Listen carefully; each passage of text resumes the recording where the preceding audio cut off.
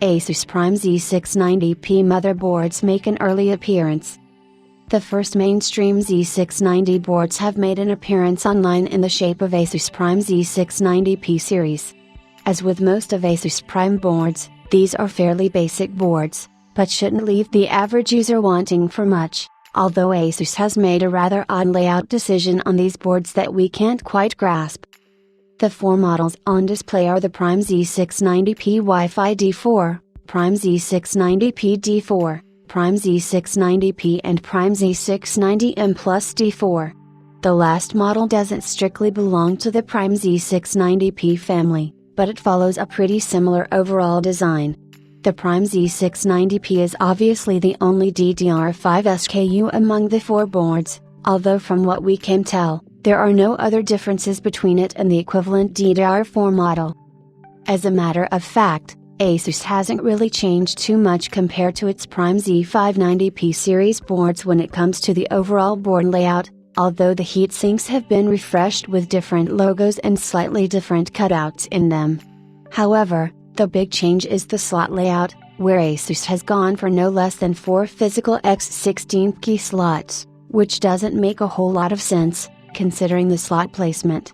The location closest to the CPU is taken up by an M.2 22110 slot, so the regular key slots start one position down, with what should be EPKey 5.0 x16 slot.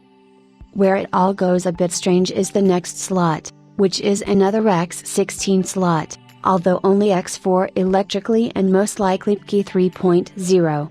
This slot would be mostly unusable if a 2-slot or wider graphics card is being used.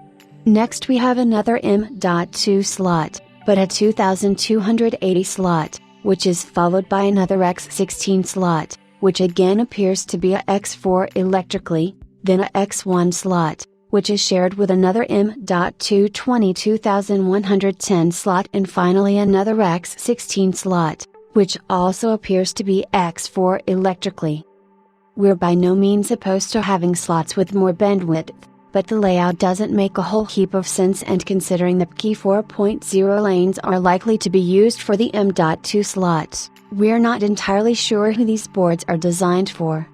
At least one X8 slot would have been a lot more useful for older devices, such as 10 Gbps network cards or RAID cards, which can be picked up fairly cheaply second-hand these days, but alas, none of those would be able to work at full speed with this board.